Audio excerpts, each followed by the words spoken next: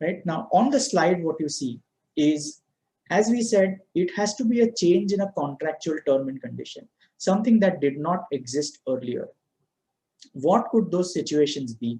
Those situations could be, as we said, it could be an increase in the scope, or it could be a decrease in the scope of the lease, or it could be other modifications. So once again, going back to our polling question, I had 3 floors, I increased 1 floor. That is an example where I'm adding more assets. I had 10,000 square feet, I add 2,000 square feet more. That's an example where I am increasing the scope of the lease. I had 10,000 square feet, I said business is not doing well, I'm not getting enough footfalls, I will cut down a part of my office, give it back to the landlord, a decrease in a scope of lease. I had a lease of 20 retail outlets, I don't need 20 of them, I need 15, decrease in the scope of a lease. Any other modification, say for example, the rentals are not affordable, please give me a discount, please make the new rentals as 80% of the old rentals. This is an example of any other lease modification. What does the guidance tell us? It says logically, if there is an increase in the scope of the lease, please assess that the new asset that gets added to the scope of the lease is at a standalone selling price for that asset. To give you an example, if I had 10 floors with a rent of 1 lakh per floor, if I'm adding 1 more floor at a rent of 50,000, then that is not at the standalone price for which I could get 1 floor. But if I add that 1 floor at a rental of 1 lakh or even 1,05,000 or 95,000, that could very well meet an example of the increase being at the standalone price. That being the situation, the flow in the standard is quite clear. It says if the asset scope increases and the increase is at its respective fair value or a respective standalone price, you account for it as a separate lease. In which case, what you will do is, for the new floor that is added, if you are paying a rental of 1 lakh rupees per year for a 5-year term, discount back that 1 lakh rupees that you are paying over a 5-year term to today's value using today's rate implicit in the lease or today's incremental borrowing rate if you are a lessee. And we are now only to begin with focusing on the accounting for the lessee. So please remember, there are only 2 accounting captions that could likely be impacted on the balance sheet: the right of use asset and the lease liability. This is not a finance lease, operating lease discussion anymore. For the lessee, single model of accounting, right of use model of accounting.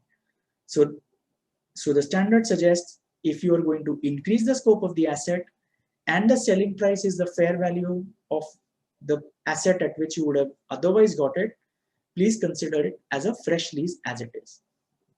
Do not change the accounting of the existing leases that are available. On the other hand, if you had 10 floors of office premises on rent, each floor had a rental of 1 lakh rupees, and you had recognized a present value of all of those rentals as a right of use asset and a corresponding lease liability. Subsequently, if you were to give up 2 floors, what the standard requires us to do is to do a pro rata reduction of the right of use asset and the lease liability and recognize any difference as a profit and loss on derecognition. So if the ROU had a carrying amount of 2 lakh rupees and 50% of the asset was given up, the new ROU that we would see in the balance sheet would be 1 lakh. We would reverse ROU to the extent of 1 lakh. If the corresponding lease liability was 1,20,000, the new lease liability would now only be 60,000, which means I debit my the lease liability by 60,000. So the liability reduces by 60,000, the asset reduces by a lakh of rupees. That results into a loss on derecognition of ROU of 40,000. which goes through the profit and loss account. For the balance 50% of the assets that continue to be in the lease, do not change any accounting. And that's why the standard says don't treat it as a separate lease. Whatever was a prorated new cash flows, continue to account for them using the discount rate that you had on day one. So don't change the discount rate, make a pro rata reduction, and then recognize a gain or loss on the derecognition. We will look at a few examples to just reiterate this concept, but principally speaking, new asset added, treat it as a separate ROU with today's discount rate. If an asset is derecognized, recognize a profit or loss on derecognition. For anything else, remeasure the lease liability and adjust the ROU.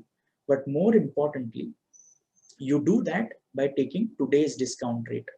So take the discount rate of the date of modification, remeasure your asset and your liability, and recognize the difference by adjusting the ROU.